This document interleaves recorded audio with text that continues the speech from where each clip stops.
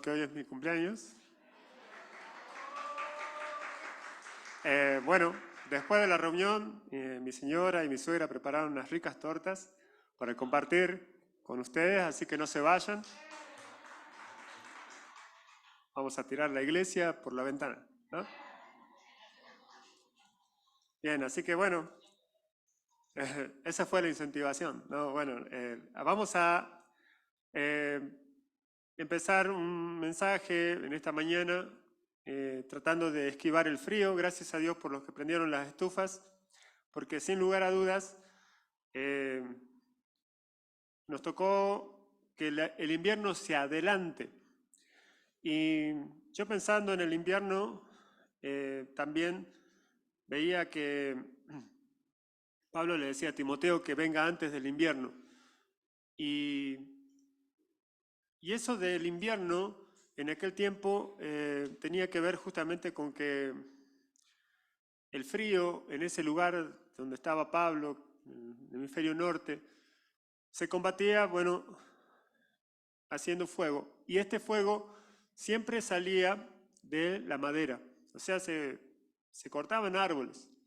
Se cortaban árboles y bueno, siempre las personas que cortaban los árboles, por ahí lo peligroso del hacha, podían pasar varios accidentes. Una que se desprenda el hacha, como pasó en el pasaje de Eliseo, perdón, cuando el hacha se suelta y sale volando, ¿no? Podía, incluso la ley de Moisés contemplaba si el hacha caía en la persona por accidente y moría, bueno.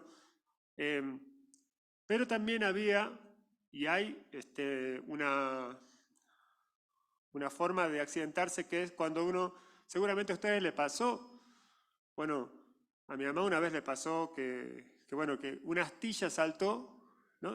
Casi siempre las astillas saltan en la cara, igual que los fósforos, no sé si prenden los fósforos así, salta, se desprende el fósforo y salta siempre que cae o queda cerca de los ojos, no sé por qué siempre ataca a los ojos. Entonces, hay un dicho muy antiguo que dice de tal palo, tal astilla.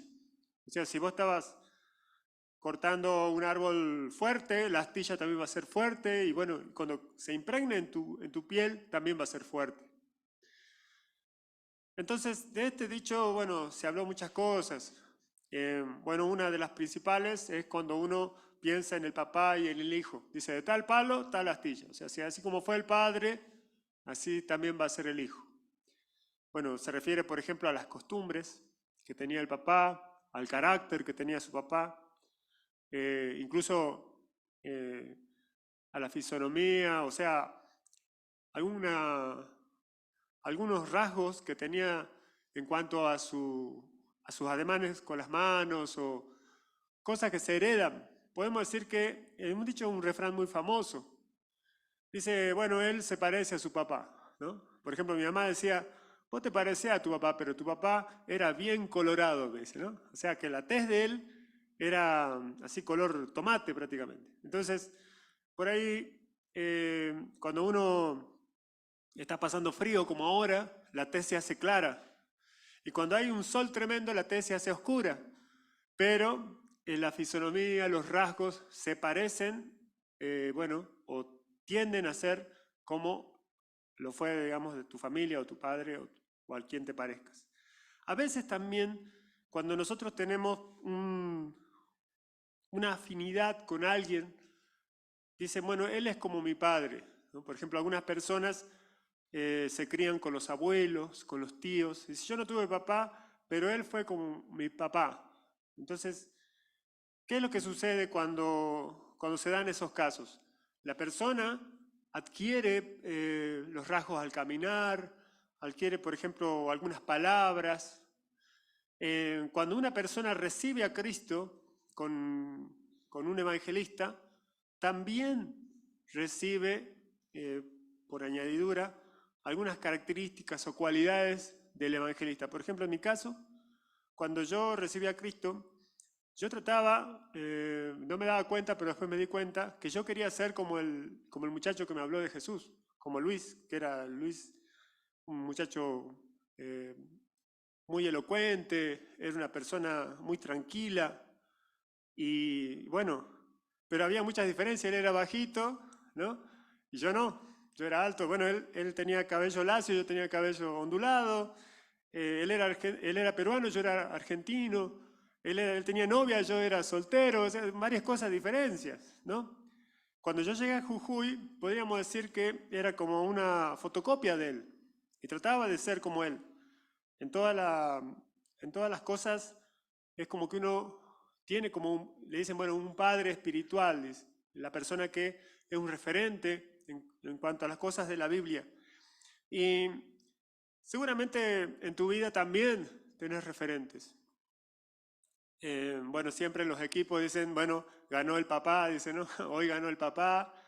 O cuando pierde algún equipo famoso, dice, bueno, siempre vas a ser hijo. Bueno, son cosas así que suceden y que se da, digamos, la trascendencia o la afinidad para referirse a un padre. Y en el tiempo antiguo, nosotros, por ejemplo, vemos que los israelitas habían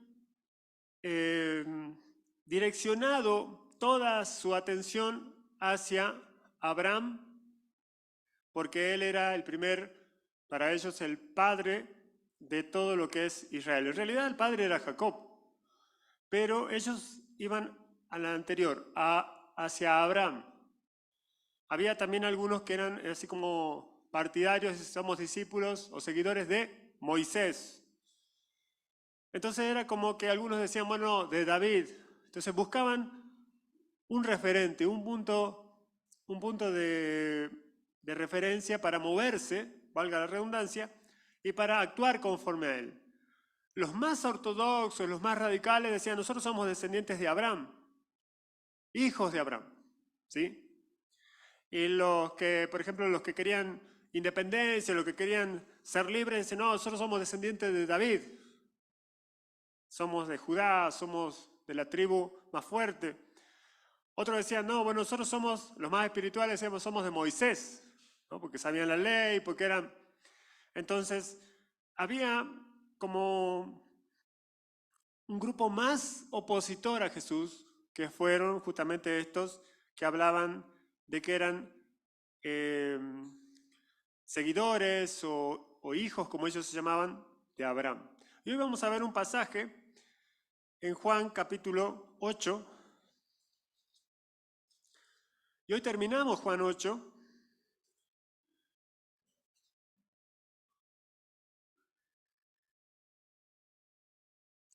Juan 8:39.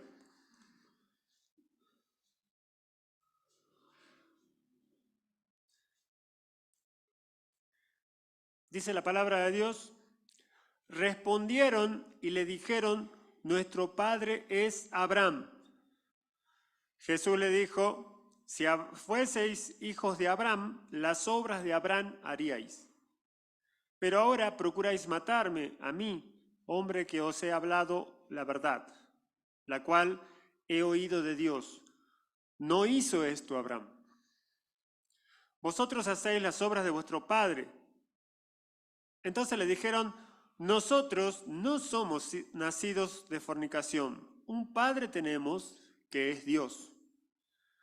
Jesús entonces le dijo, si vuestro padre fuese Dios, ciertamente me amaríais, porque yo de Dios he salido y he venido, pues no he venido de mí mismo, sino que de Él, que Él me envió. ¿Por qué no entendéis mi lenguaje? ¿Por qué no podéis escuchar mi palabra? Vosotros sois de vuestro padre el diablo, y los deseos de vuestro padre queréis hacer. Él ha sido homicida desde el principio, y no ha permanecido en la verdad, porque no hay verdad en él. Cuando habla mentira, de suyo habla, porque es mentiroso y padre de mentira. Y a mí, porque digo la verdad, no me creéis. ¿Quién de vosotros me redarguye de pecado? Pues si digo la verdad, ¿por qué vosotros no me creéis? El que es de Dios, las palabras de Dios oye. Por eso no la oís vosotros, porque no sois de Dios. Respondieron entonces los judíos y le dijeron, ¿No decimos bien nosotros que tú eres samaritano y que tienes demonio? Respondió Jesús, yo no tengo demonio. Antes honro a mi Padre y vosotros me deshonráis. Pero yo no busco mi gloria, hay quien busca y juzga. De cierto os digo, que el que guarda mi palabra nunca verá muerte. Entonces los judíos le dijeron, ahora conocemos que tienes demonio. Abraham murió y los profetas. Y tú dices, el que guarda mi palabra nunca sufrirá muerte. ¿Eres tú acaso mayor que nuestro padre Abraham, el cual murió? Y los profetas murieron. ¿Quién te haces a ti mismo? Respondió Jesús, si yo me glorifico a mí mismo, mi gloria nada es. Mi Padre es el que me glorifica, el que vosotros decís que es vuestro Dios. Pero vosotros no le conocéis, mas yo le conozco, y si dijere que no le conozco, sería mentiroso como vosotros, pero le conozco y guardo su palabra. Abraham vuestro padre se gozó que había de ver mi día, y lo vio y se gozó. Entonces le dijeron los judíos, aún no tienes 50 años, ¿y has visto a Abraham? Jesús le dijo, de cierto os digo, antes que Abraham fuese, yo soy. Tomaron entonces piedras para arrojárselas, pero Jesús se escondió y salió del templo y atravesando por en medio de ellos, se fue. Acá tenemos el encuentro de Jesús con estos hijos de Abraham, así se llamaban ellos.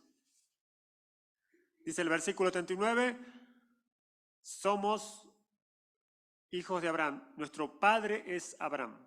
¿De quién somos? De Abraham. Bueno, entonces había como un orgullo racial, podemos decir también, porque descendían o eran judíos de pura cepa, podemos decir, no estaban mezclados. Los judíos tenían una forma de presentarse o de mostrar su DNI, era a través de las genealogías. Y siempre culminaban en Abraham o en alguno de los padres o patriarcas. En este caso, nosotros vemos que el orgullo siempre es el origen de la caída. O sea, antes de la caída está el orgullo. Es un pasaje muy conocido en los Proverbios y se cumple siempre. Cuando vos estás orgulloso de tu ascendencia, ya estamos mal. Porque todo eso siempre terminó mal. Cuando los países, por ejemplo, empiezan a pensar que son mejores que los otros, ahí ya empiezan los problemas, las dificultades. Cuando hay un orgullo, bueno, porque somos de tal apellido, porque, bueno, ahí ya empiezan los problemas porque se siente en alguna medida superior a otra persona. El orgullo, la altanería, la altivez de espíritu, el enaltecerse por tener una familia o una ascendencia que los demás no tienen. Y también se mezclaban al enfrentarse o al ver a Jesús, a este jovencito de 33 años, tendría ahí más o menos, Jesús, el odio. Odiaban a Jesús, odiaban todo lo que venía de él porque él estaba alterando la paz social. Ellos habían establecido una paz social en la cual había ricos y pobres, había personas que tenían privilegios y personas que no. O sea, el sistema funcionaba bien mientras nadie lo toque. Pero el cristianismo revolucionó el mundo.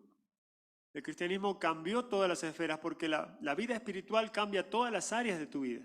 Es decir, que vos decís, bueno, yo soy un ser humano, pero al dejar que la vida espiritual empiece a controlar tu vida, va a controlar, por ejemplo, tus estudios.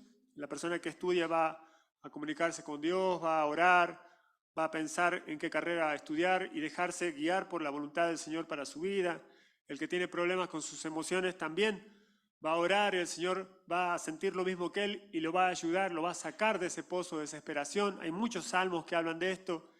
Y después, por ejemplo, el que tiene problemas en sus finanzas va a orar y como cantaba recién, el Señor va a proveer, le va a dar la salida. Siempre hay una salida. La Biblia dice que siempre hay una salida cuando hay una prueba. Entonces, en fin, la vida espiritual, lo que predicaba Jesús, era algo que causaba odio en este sistema arcaico, religioso, dinosaurio del Antiguo Testamento. Ahora, toda esta forma primitiva de ver las cosas así, longitudinalmente diferente a lo que Cristo propone, se veía en estos hijos de Abraham, en estos descendientes de Abraham. ¿Por qué? Yo me preguntaba, por ejemplo, si Jesús enseñaba con alegorías, con parábolas, y la gente no lo entendía, ¿por qué no cambiaba? Bueno, algunos docentes presentes dirían, bueno, si vos estás dando la clase y estás viendo que no te prestan atención, que no, bueno, ¿cuál es la solución? ¿Tenés que cambiar estrategia? ¿Tenés que ser más dinámico? ¿Ponerle dibujito, videíto? No sé, saltá, hacé algo. Pero ellos tienen que aprender. O sea, entonces le ponemos un 0 a Jesús. Porque Jesús utilizaba el mismo sistema. Él seguía hablando en manera figurativa, él seguía hablando con temas de parábolas, y ellos no entendían. Pero no es que no entendían porque Jesús enseñaba mal, Jesús es el maestro. ¿Quién le va a enseñar a Jesús de dinámica, de didáctica, de dialéctica a Jesús? Si Él es el padre de la sabiduría, nadie. Lo que pasa es que ellos no querían aprender, que es otra cosa. Lo que pasa es que ellos odiaban a Jesús. Cuando hay algo, bueno, los que han visto técnicas de estudio saben bien esto. Si estás leyendo un libro y lo lees una vez, 2 veces, 3 veces y no te queda nada en tu cabeza, ¿qué es lo que sucede? Hay un problema. Bueno, tenés que fijarte si hay algún elemento distractor. Por ejemplo, puede ser que la televisión está prendida y estás escuchando las noticias a la vez que estás leyendo. Bueno, apaga la televisión. Si la radio es, bueno, apaga la radio. Si el lugar es muy concurrido, bueno, anda a un lugar donde estés solo. Tenés que estar concentrado. Y si aún así hay problemas, quizás el horario. Tenés que levantarte más temprano, no sé. Dicen que la mejor hora es de las 4 hasta las 11 de la mañana para estudiar, para memorizar, para adquirir conocimiento. Si aún así no funciona, las técnicas de estudio dicen, bueno, tenés que ir a un psicólogo, tenés un problema acá. Claro. ¿Estás peleado con la novia? ¿Estás enamorado? ¿Tenés un problema económico que no sabes resolver? ¿Hay un problema en la iglesia? Bueno, algo está ahí. Por ejemplo, la semana pasada tenía que hacer la mudanza para mis sobrinos y anteriormente a eso se buscaba dónde alquilar. Entonces yo estaba queriendo hacer las cosas y todo el tiempo estaba eso, como una astilla en la mente. Y hasta que no lo saques, no vas a estar concentrado. Ahora estoy concentrado, ¿no? Ahora estoy tranquilo, feliz. No sé cómo estarán ellos, pero yo estoy bien. Cuando nosotros pensamos en adquirir conocimientos, en recibirlos, tenemos que tener amabilidad hacia lo que estudiamos, porque si no amas lo que estudias, nunca va a entrar en tu corazón, en tu mente. Si no tenés la vocación, el llamado hacia la carrera que haces, cambia de carrera y busca algo que esté de acuerdo a lo tuyo. Entonces, en este caso, la carrera que ellos habían emprendido de oponerse a Jesús, de odiar a Jesús, era el obstáculo. El maestro no fallaba en este caso. El que fallaba era el alumno. No querían aprender, odiaban a Jesús. El orgullo, el odio, también tenían como un sistema religioso bien pedante, bien, podemos decir, obtuso a lo que el Señor proponía. Entonces, ¿dónde se ve todo eso? En atribuirle a Jesús que las cosas que él hacía que los milagros que él lograba los hacía porque Satanás les daba ese poder. Varias veces lo dice la palabra. Entonces acusaban a Jesús de endemoniado. Como veían que él tenía un poder que ellos no tenían, decían, no, vos tenés ese poder y nosotros no lo tenemos porque vos estás con el diablo. Entonces era unida y venida. Vamos a ver, en primer punto, en primer lugar, en este de tal palo, tal astilla, vemos que ellos decían, bueno, nuestro padre es Abraham. Esa era la premisa. De ahí vamos a partir. Nuestro padre es Abraham. Bueno, Jesús le dice, bueno, veamos. Si tu padre es Abraham, por lógica, sus obras tendrías que repetir. Por ejemplo, yo decía al principio, bueno, yo quería ser como Luis, que era el que me había hablado de Jesús. Yo lo imitaba, trataba de hablar como él, pensar como él. Después me di cuenta que todo eso era algo que no se puede hacer. Cada uno tiene su personalidad, cada uno tiene su forma. Por ejemplo, él de música no sabía nada y yo de medicina menos. Entonces, cuando pensamos en la forma de que Abraham se presenta en la Biblia, un hombre que dejó todo por seguir a Dios. Un hombre que confiaba en Dios, que fue llamado amigo de Dios. Abraham, un hombre que llegó incluso a ofrecer a su propio hijo en similitud a Dios mismo, porque él, bueno, obedecía lo que el Señor le pedía. El Señor le pidió algo, él lo dio. Estaba dispuesto a todo.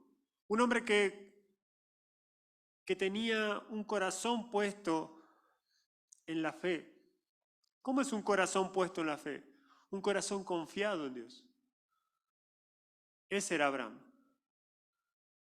No había en él algo así como lo que vemos en estos que decían ser sus hijos, sus descendientes, sus seguidores. No vemos nada de eso.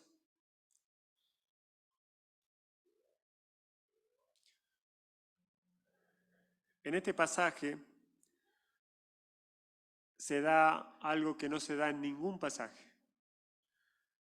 Se compara a un hombre con un ángel. Y casi siempre dicen, ese es un angelito. Dicen, no, es como decir, bueno, es una persona tremendamente perfecta, santa, sin tacha, irreprochable. Y en la comparación vemos que Abraham resulta más espiritual que el ángel. ¿Hasta ese extremo? Sí, bueno, vamos a hablar de eso un poquito más adelante. Si fueran hijos de Abraham, se gozarían, porque él se gozó, dice, ¿no? Lo segundo, él se gozó cuando vio mi día. Lo dice la Biblia. Entonces vemos muchas veces que Abraham oraba y se reía con Dios y decía, Señor, ¿cómo será esto? Y hablaba con Dios. Y la oración de Abraham era una oración llena de satisfacción con el Señor. No es, por ejemplo, igual que la oración del rey David, que estaba triste, angustiado. No, Abraham estaba como lleno, como completo con Dios. Entonces, ¿hay diferencias de oración? Claro. O sea, la oración a nosotros nos lleva a comunicarnos con Dios y todos nos comunicamos de manera diferente. Yo no creo en la sanidad interior. No creo en la sanidad interior porque el hombre no se puede sanar. El hombre viejo está contaminado, viciado, conforme a deseos engañosos. Dios lo que hace es hacerte nacer de nuevo. Te regenera, tenés una nueva vida, nueva criatura sos. Entonces, cuando pensamos en la obra de Dios, en Abraham, Abraham fue una persona nueva. Era un nuevo Abraham. No era el Abraham de Ur de los Caldeos que estaba en la idolatría, que estaba encerrado. Abraham no estaba totalmente pensando en cómo puedo solucionar los traumas de mi niñez, los problemas que tuve ahí, que me trataron mal acá, que esto, el otro. No, él había empezado de nuevo con Jesús y se gozaba en él. Cuando vos comenzás de nuevo con Jesús, las cosas viejas pasaron, y aquí todas son hechas nuevas. Pablo decía, olvidando lo que queda atrás, prosigo a la meta, al profundo y supremo galardón.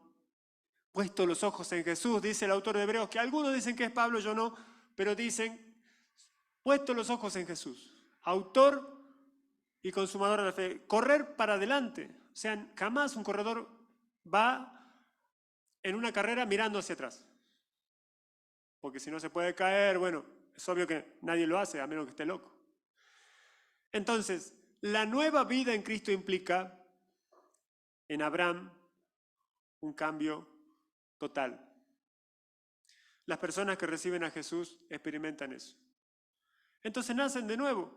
Las cosas viejas, bueno, ya sea que haya estado en la guerra, haya sido abusado, haya sido maltratado, haya sufrido violencia, lo que sea que haya pasado en la vida pasada, pasó y no volverá a ser.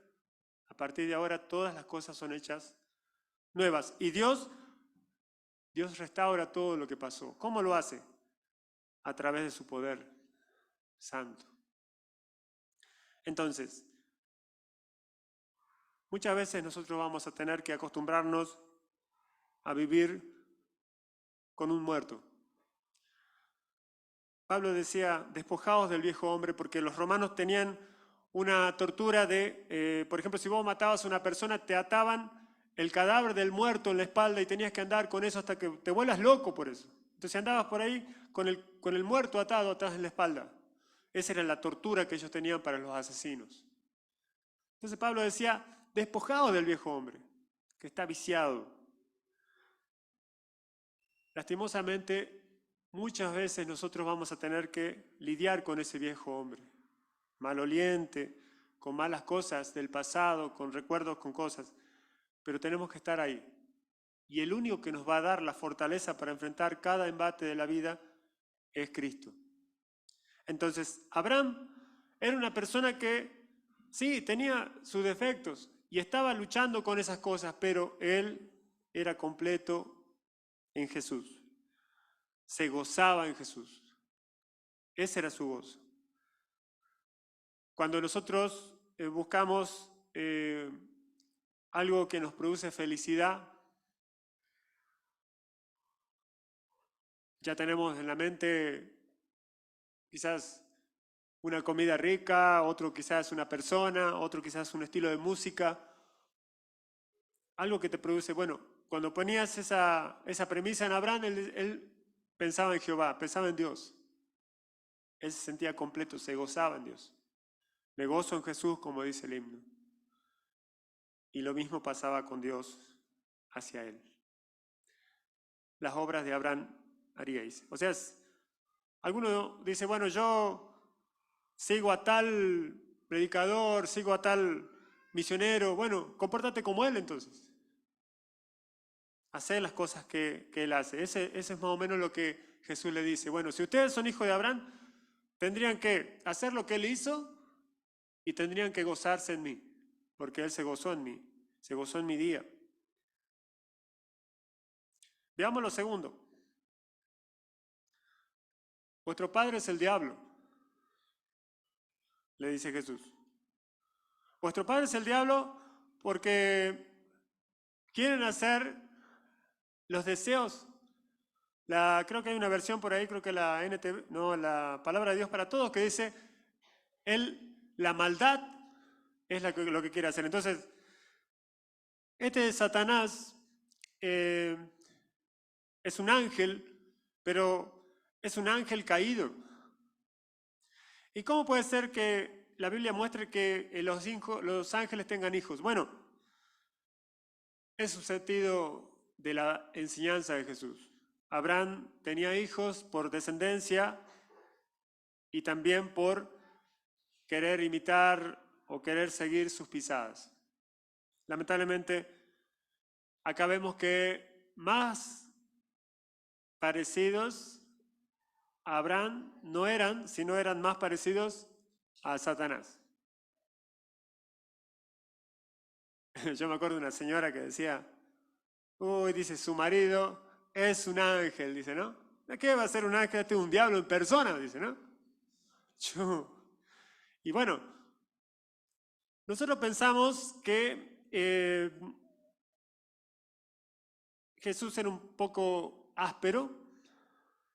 ¿Cómo le va a decir hijos del diablo? ¿Qué clase de evangelista es este?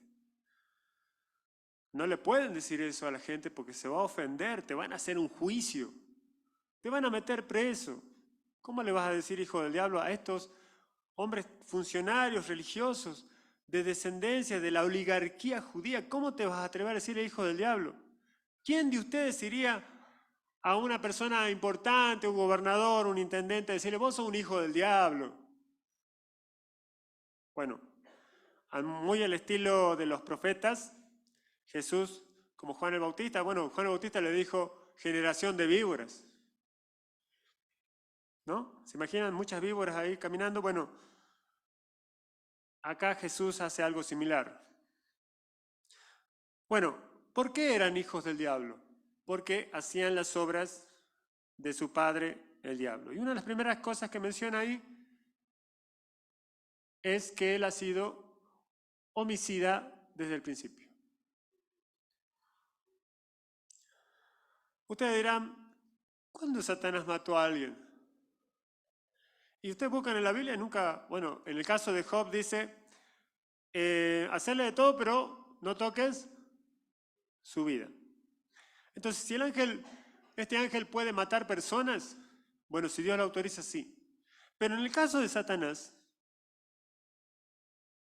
viene por otro lado la moto. En este caso, viene por la obra inicial del enemigo en el huerto del Edén.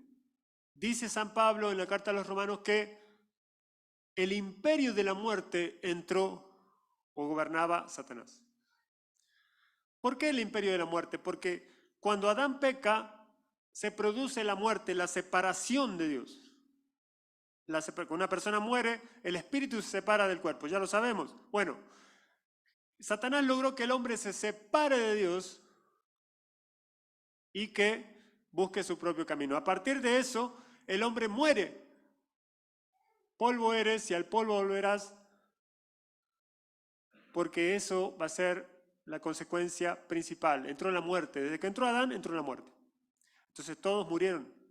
Entonces Satanás tiene o gobierna el imperio de la muerte. Mató a toda la humanidad. Logró que la gente muera. O sea, el asesino número 1 de la humanidad es Satanás.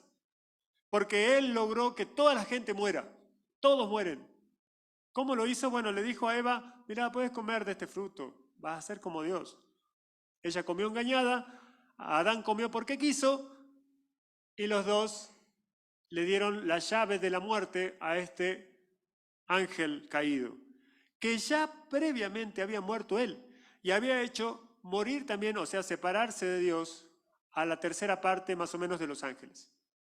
Algunos dicen que fue quizás una figura eso de que la tercera parte de las estrellas refiriéndose a la gran rebelión en los cielos o debajo de los cielos de Satanás y sus demonios. No lo sabemos. Lo cierto es que una gran cantidad de ángeles se hicieron demonios por seguir a Satanás. Entonces él causó la muerte. Su plan siniestro mató a todos, separó de Dios, a los ángeles y a los hombres. Y la idea de él sigue en pie. Entonces, ¿qué querían estos hijos de Abraham hacer con Jesús? Según ellos, hijos de Abraham, porque no lo eran, Jesús ya lo demostró. Querían separar a los hombres de Jesús, separar a los hombres de Dios. Entonces estaban haciendo lo mismo que hizo el diablo. Cuando vos no dejás que una persona crea en Jesús, vos estás haciendo la misma obra que hace Satanás, separándolo de Dios. Entonces, él ha sido homicida desde el principio. Y además de eso, fíjense que la Biblia nos muestra ahí que procuraba estos religiosos que estaban ahí en el mismo templo, ellos mismos en su corazón, ¿qué querían hacerle a Jesús? Querían matarlo. Ya tenían un plan, tenían los sicarios. Jesús tenía que cuidarse porque ya estaba en el último año y su hora se acercaba. Querían matarlo. ¿cómo puede ser que hace ratito estaban cantando de Dios y todo eso y después querían matarlo? Bueno, ahí está. Están mostrando de tal palo, tal astilla. O sea, son de vuestro padre, el diablo. Jesús dijo más adelante también que cuando uno se enoja con su hermano, también es candidato a ir al infierno. ¿Por qué? Porque el homicidio empieza con el odio, empieza con la bronca, empieza con la ira, empieza con los problemas no resueltos. Entonces la raíz de todo asunto viene por el lado de falta de perdón, falta de amor. Hijos del diablo. Lo segundo, ustedes son de vuestro padre el diablo, le dice Jesús a estos hombres orgullosos. ¿Por qué? Porque ustedes mienten. ¿Cómo es que mienten? Bueno, Satanás miente, es padre de mentira, él engaña, jamás te va a decir la verdad. Satanás miente. Entonces, podemos decir que él no habla verdad. Cuando estos hombres hablaban de Jesús, también estaban mintiendo. Por ejemplo, lo que decíamos hace un momento, atribuirle a Jesús poderes satánicos. Decir que Jesús era un endemoniado. Decir que Jesús era un Galileo. Incluso le dicen, nosotros no somos hijos de fornicación, como diciendo, vos sos un hijo ilegítimo de María. Mienten. La concentración demoníaca que había en Israel en ese tiempo es interesante. Yo me arriesgaría a decir que muchos de los que estaban presentes ahí también estaban, si no poseídos, por lo menos el susurro satánico estaba en sus oídos, dándole palabras, porque discutían con Jesús. No estaban discutiendo con Juan de la Calle, ¿no? Discutían con Jesús. Se oponían a Cristo, se oponían a Dios. ¿Qué es oponerse a Cristo? ¿Qué es enojarse con Dios? ¿Qué es oponerse a Dios? Bueno, lo que hacía esta gente. Entonces, una concentración satánica disfrazada de mística, de tener una ética, una forma de vida, un prestigio satánico, diabólico. Entonces, los contrastes de este pasaje y de todo el capítulo son enormes. Dios amaba a la mujer adúltera y ellos no, ellos querían apedrearla. A propósito de esto, también querían apedrear a Jesús después, cuando Él dice que Él es Dios. Jesús era la luz del mundo, pero ellos estaban en tinieblas. Andaban en tinieblas. Ellos eran de abajo, Él es de arriba. Y en este pasaje, en verdad, nos muestra que ellos están en la mentira. Entonces, todo el pasaje nos muestra lo que choca entre Dios y el diablo. El diablo crea religiones como esta. Hombres sectarios, hombres que dicen, nosotros pertenecemos a este grupo, y si no perteneces a su grupo, entonces sos un apóstata, sos un blasfemo, sos un endemoniado. Y eso fue lo que le dijeron a Jesús. Entonces, no podían entender sus enseñanzas por odio. No podían recibir a Jesús por su orgullo. No podían aceptar que Cristo era el Mesías por escuchar la palabra diabólica en su oído, de odio, de rencor, de orgullo y también de obstinación, de terquedad. Este ángel caído, Satanás, es un ángel que está suelto todavía. Dice la Biblia que va a llegar un momento en que va a ser encadenado por 1000 años. Pero por ahora está suelto. Este Abraham que habla la Biblia, él murió. pero en el Nuevo Testamento sale en el cielo hablando y disfrutando de las cosas que Dios le dio. Un hombre que comprende las cosas de una manera espiritual, un hombre con mayúsculas. En esta mañana fría que nos toca vivir,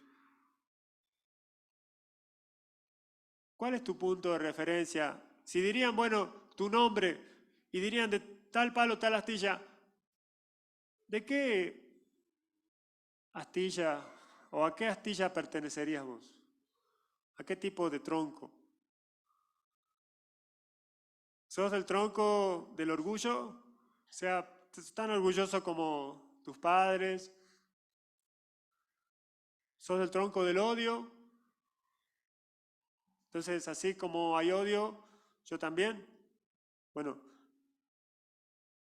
tenés una astilla satánica ahí que te dice, mirá, no escuches esto, vos tenés que hacer lo que yo te digo. Entonces, es como que Satanás también quiere ser tu padre en esta mañana. Una invitación te hace él.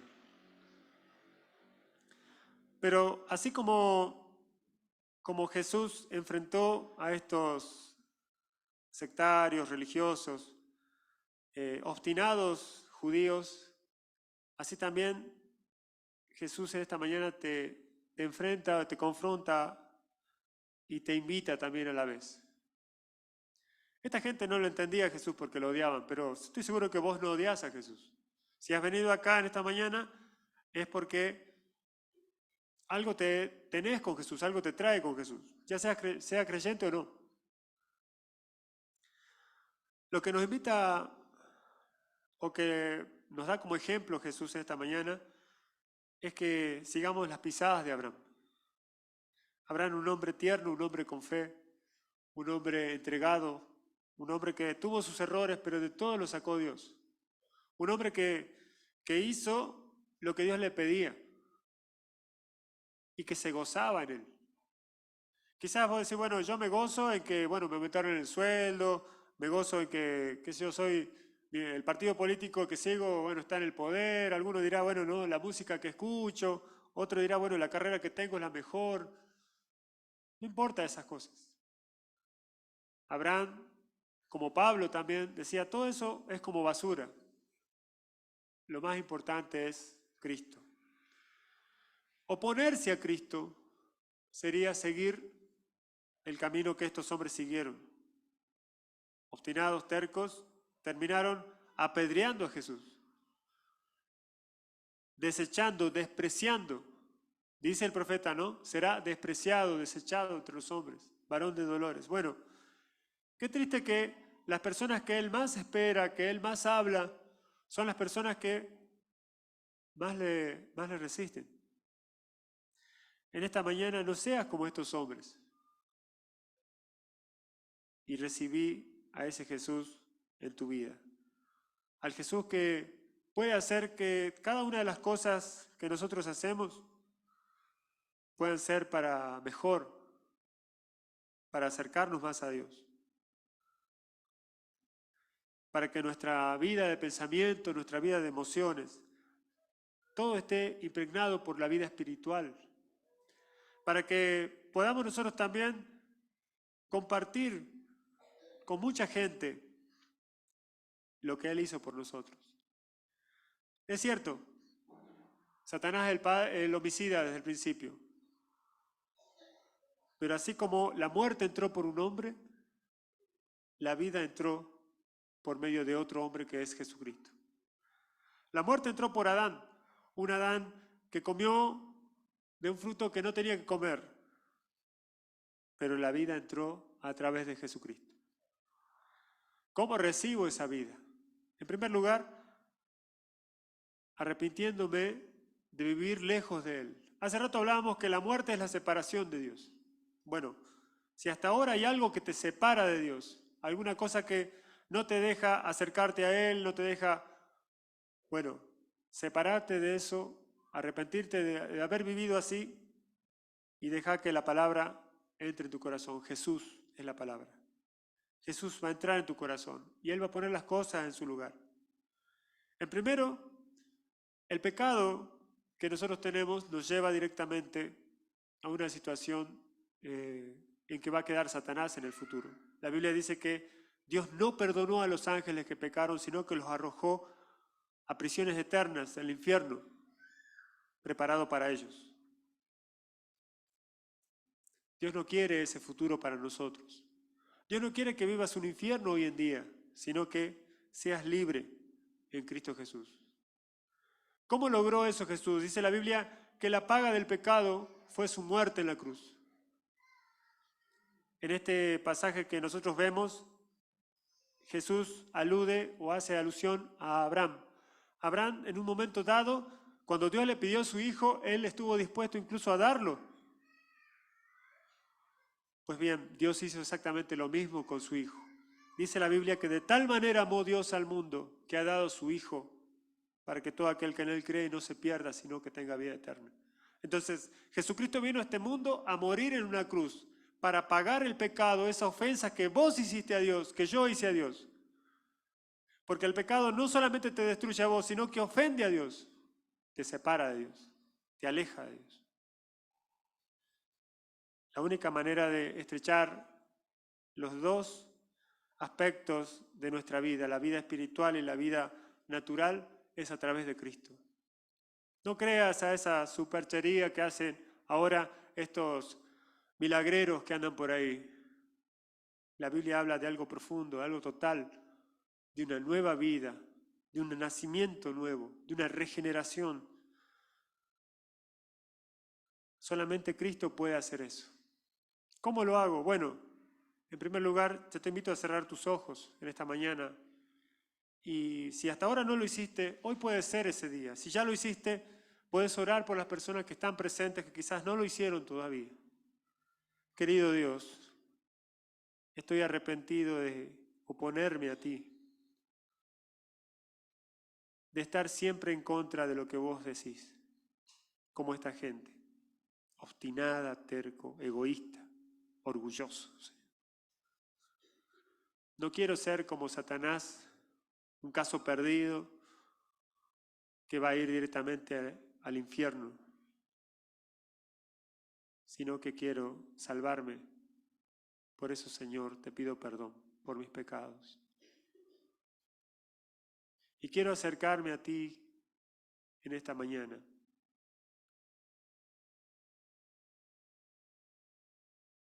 Y ver a Jesús entregando su vida en una cruz para pagar mi pecado, mi ofensa a ti. Lo pagó con dolor, lo pagó con sangre, lo pagó completamente. Para que yo deje de ser un hijo del diablo y pase a ser un hijo de Dios. Acepto esa verdad en mi vida esta mañana y quisiera, Señor, que mucha gente también se salve. Que salga del egoísmo, la terquedad, el orgullo, la falta de perdón, el desamor, que salga de la mentira de este mundo y que por sobre todo dejemos a Satanás para unirnos, Señor, completamente a ti. En el nombre de Jesús. Oramos. Amén. Amén.